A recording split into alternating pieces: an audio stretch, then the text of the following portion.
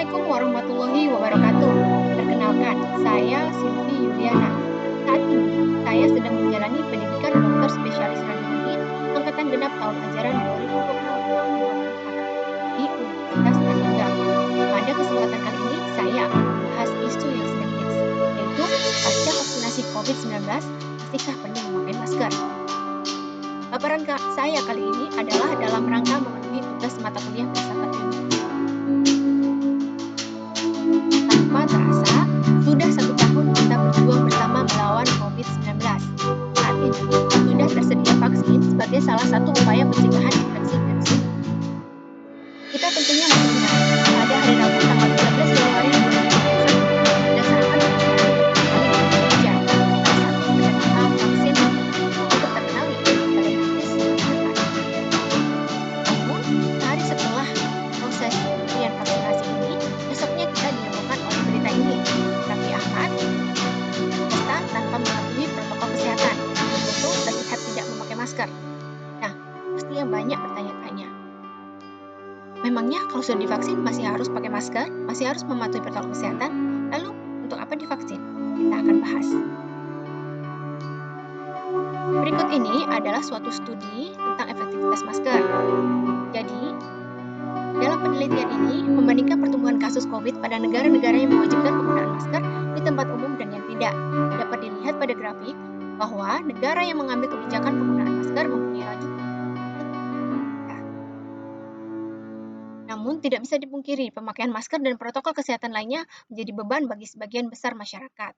Tentu, dengan adanya vaksin, kita semua ingin kembali normal seperti sebelum adanya penyakit ini. Namun sayangnya, kita tidak bisa terburu-buru dalam hal ini. Di sini kita akan membahas kenapa demikian. Kita akan mulai dari kembali mengingat apa itu COVID-19 dan situasi terkininya, lalu bahasan singkat mengenai apa itu vaksinasi dan bagaimana potensi kekebalan pasca vaksinasi. Pemahaman mengenai hal-hal tersebut akan mengantarkan kita pada jawaban pertanyaan-pertanyaan kita tadi. COVID-19 adalah suatu adenovirus yang masih serumpun dengan coronavirus penyebab epidemi lainnya, yaitu MERS dan SARS. Virus ini adalah virus jenis baru yang dilaporkan pertama kali di kota Wuhan, Provinsi Hubei, Cina pada tanggal 31 Desember 2019 dan diidentifikasi sebagai coronavirus jenis baru pada tanggal 7 Januari 2020. Indonesia melaporkan kasus COVID-19 pertama pada tanggal 2 Maret 2020. COVID-19 utamanya menyerang saluran pernapasan dengan gejala utama demam, batuk, dan sesak napas. Penyakit ini ditularkan dari manusia ke manusia melalui percikan droplet dengan masa inkubasinya berkisar antara 15 hingga 14 hari. Berkisar antara 5 hingga 14 hari. Spektrum gejala yang ditimbulkannya juga sangat luas, mulai tanpa gejala hingga sesak berat, bahkan kematian. Dibanding penyakit oleh karena coronavirus lainnya, penyakit ini memiliki tingkat mortalitas yang rendah, yaitu hanya sekitar 3 hingga 4%. Namun demikian, seperti yang terlihat pada tabel di sebelah ini, COVID-19 justru menelan korban meninggal secara kuantitatif jauh lebih banyak. Hingga saat ini, sesuai data yang diterima WHO per 28 Maret 2021, jumlah kasus kumulatif di seluruh dunia mencapai 126 juta dengan jumlah kasus kematian mencapai 2,7 juta kasus. Wah, angka yang luar biasa besar. Bagaimana dengan Indonesia? Data dari Satgas COVID-19 per 28 Maret 2021 menunjukkan bahwa kasus COVID di Indonesia telah mencapai 1,5 juta kasus dengan 45.000 kematian. Lantas, upaya apa yang sudah dilakukan? Testing, tracing, and treat adalah upaya yang dilakukan pemerintah untuk memutus rantai penyebaran COVID-19. Protokol kesehatan bagi masyarakat dalam mencegah penyakit ini juga telah dikeluarkan. Saat ini yang sering kita kenal yaitu dengan 3M, memakai masker, mencuci tangan, dan menjaga jarak, serta menjauhi 3K, yaitu menjauhi kontak erat, kerumunan, serta kamar atau ruang tertutup. Untuk obat, hingga saat ini belum ada obat-obatan yang spesifik untuk virus ini. Terakhir, vaksinasi menjadi harapan bagi semua orang. Keberhasilan vaksinasi di masa lampau dalam mengatasi wabah diharapkan juga akan dapat mengatasi wabah ini. Saat ini, vaksin untuk COVID-19 telah ditemukan. Lalu, apakah vaksin dan vaksinasi itu? Vaksin adalah produk biologi berisi antigen yang akan menimbulkan kekebalan spesifik agar seseorang terhindar dari penularan ataupun kemungkinan sakit berat. Saat ini direncanakan akan ada 7 vaksin yang digunakan di Indonesia yang telah disetujui BPOM hingga saat ini ada 3 jenis, yaitu CoronaVac, Sinovac produksi Bio Farma, dan terakhir AstraZeneca.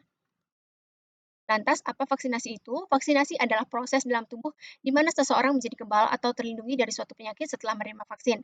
Sehingga apabila suatu saat terpajan dengan penyakit tersebut, maka tidak akan sakit atau hanya mengalami sakit ringan dengan pemberian vaksin. Jadi, di dalam tubuh kita ada tentara-tentara yang berfungsi melawan penyakit. Tentara ini disebut antibodi. Jika diibaratkan suatu sistem pertahanan negara, antibodi yang dihasilkan pasca vaksinasi ini seperti seorang tentara yang telah dilatih secara khusus untuk melawan musuh tertentu, yang tentunya musuh ini tidak bisa dilawan oleh tentara biasa. Tentara khusus yang telah terlatih ini disebut imunoglobulin G. Tentu saja jumlah dan kekuatan tentara ini akan bermacam-macam tergantung respon tubuh kita seberapa baik dan tergantung sistem pertahanan tubuh Anda.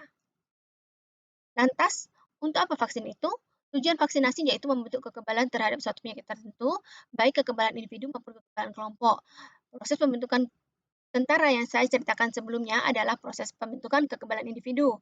Jika Anda tidak divaksin, itu berarti belum ada tentara terlatih dalam tubuh Anda yang akan dengan cepat membunuh virus saat COVID-19 masuk dan menyerang Anda.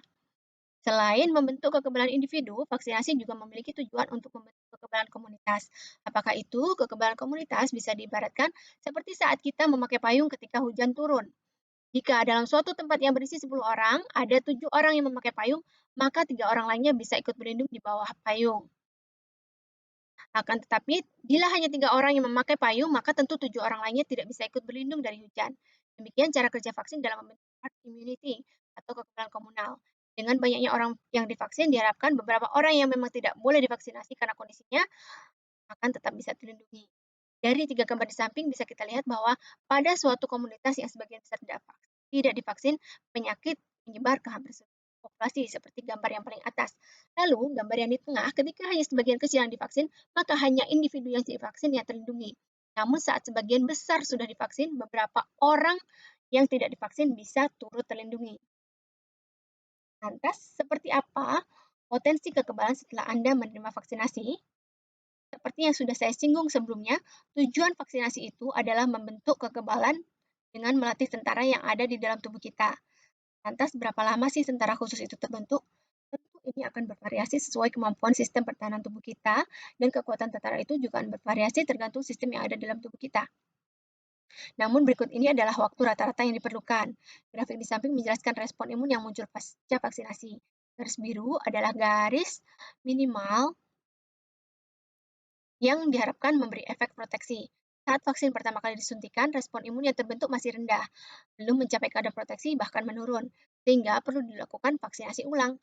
Setelah vaksinasi ulang, kadar antibodi kembali naik dan mencapai kadar proteksi. Namun sayangnya, belum ada penelitian yang memastikan seberapa besar kadar proteksi antibodi yang bisa melindungi kita dari COVID-19. Berapa lama kadar antibodi yang protektif itu bertahan hingga kini juga masih dalam penelitian. Selanjutnya, gambar ini menjelaskan perbedaan antara imunisasi yang kita dapatkan karena terinfeksi secara alami, lalu ketika tubuh kita membentuk kekebalan dengan cara vaksinasi secara intramuskuler maupun secara intranasal.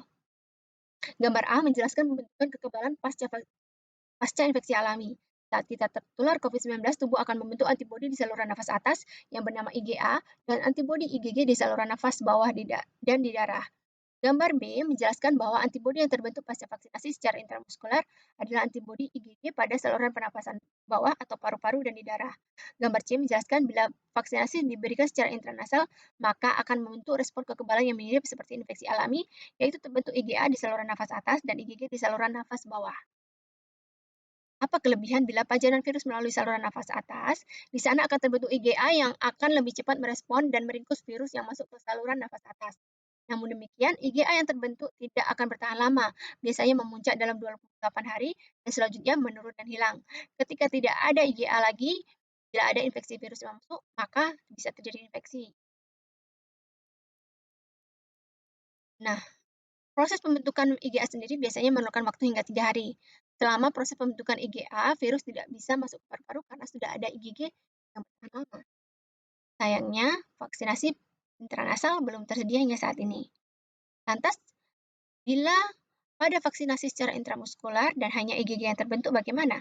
Virus yang masuk masih mungkin menimbulkan gejala sakit pada saluran nafas atas. Namun karena sudah ada IgG pada saluran nafas bawah atau paru-paru, maka diharapkan gejala berat yang timbul akibat paru-paru yang di sana tidak ada. Terkecuali bisa bila virus yang masuk sangat besar melalui kemampuan sistem pertahanan atau virus yang bermutasi. Karena itulah, walaupun sudah divaksin, sebaiknya kita tetap menggunakan masker untuk mencegah ada virus yang masuk ke saluran nafas kita dan menimbulkan infeksi. Lantas, jika tidak bisa membuat tidak tertular, untuk apa divaksin? Pasti banyak yang bertanya-tanya. Seperti yang sekilas saya jelaskan tadi, jika Anda tidak divaksin, itu berarti belum ada tentara yang terlatih dalam tubuh Anda. Hal ini ibaratnya seperti saat Anda naik sepeda motor, tidak memakai helm, lalu terjatuh. Vaksin bisa diibaratkan sebagai helm itu. Saat Anda terjatuh, ada beberapa kemungkinan Anda baik-baik saja, atau sakit berat, cacat, ataupun meninggal. Nah, demikian pula yang terjadi saat Anda tidak divaksinasi. Bisa saja Anda suatu ketika terinfeksi COVID-19 karena belum ada tentara khusus, maka kemungkinannya Anda bisa tidak memiliki gejala atau sakit ringan, sedang, bahkan berat hingga meninggal karena belum ada tentara khusus. Nah, lantas bagaimana dengan pemakaian masker pasca vaksinasi? Seperti telah diuraikan sebelumnya, proses pembentukan kekebalan individu dan kekebalan komunitas yang dibentuk oleh vaksinasi memerlukan waktu. Efektivitas vaksin juga akan berbeda, tergantung tingkat kekebalan yang dibentuk dan jenis virus yang masuk. Ingat bahwa virus ini adalah virus RNA yang mudah sekali mengalami mutasi. Jadi, sampai kekebalan itu terbentuk, kita harus tetap melindungi kita dan orang di sekitar kita dari penularan COVID-19 dengan tetap memakai masker. Jadi, kesimpulannya, saat ini vaksin telah tersedia. Namun hingga saatnya semua tervaksinasi dan wabah dinyatakan terkendali, pastikan kita tetap melakukan pencegahan dengan tetap melakukan protokol dan memakai masker. Mari lindungi diri kita dan keluarga kita dengan melakukan vaksinasi dan tetap mematuhi protokol kesehatan. Semoga dengan upaya kita, sektor kesehatan segera pulih dan ekonomi Indonesia bangkit kembali. Terakhir, saya ingin menyampaikan terima kasih yang sebesar-besarnya kepada seluruh pihak yang telah membantu dalam pembuatan karya saya ini, khususnya kepada dosen pembimbing filsafat, yaitu Bapak Dr. Andes Haji Muhammad Adib, MA, keluarga dan rekan-rekan serta pihak lain yang turut membantu. Semoga apa yang telah saya paparkan bermanfaat bagi kita semua. Mohon maaf bila ada salah-salah kata dan kekurangan. Salam sehat, see you next time. Wassalamualaikum warahmatullahi wabarakatuh.